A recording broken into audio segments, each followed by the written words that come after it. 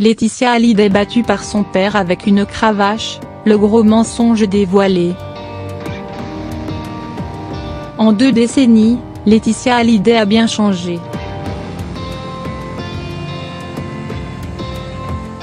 Elle est passée de la jeune femme naïve au visage poupin avec des anglaises à celui de femme aimante et dévouée, avant de renvoyer une image de marâtre manipulatrice qui aurait poussé Johnny Hallyday à déshériter ses 2 aînés Laura May et David Hallyday.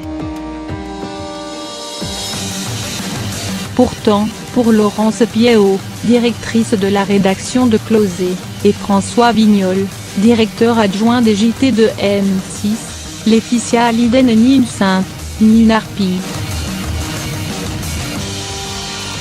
Dans la biographie Laetitia, la vraie histoire, qu'ils ont décidé de lui consacrer, les 2 auteurs se proposent de lever le voile sur la personnalité complexe de la veuve de Johnny Hallyday.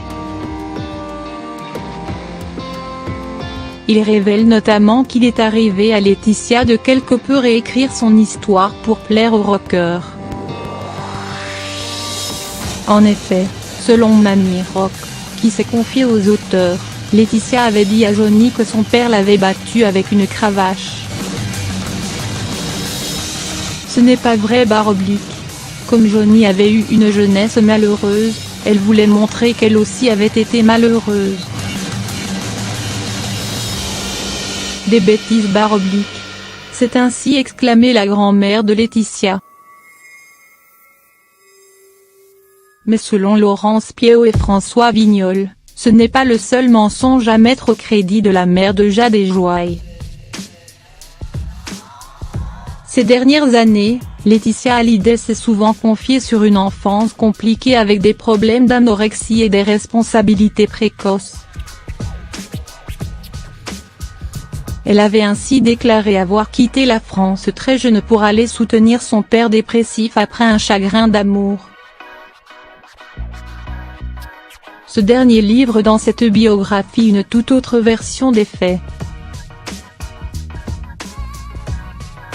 Ma fille n'est pas venue me soutenir à 13 ans, mais plutôt à 18 ans. Elle exagère encore une fois.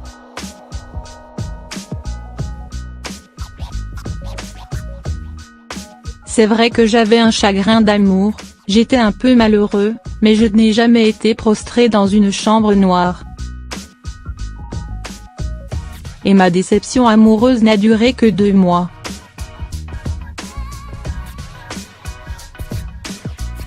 Tout cela participe du mythe qu'elle veut créer avec son mari, a ainsi confié André Boudou.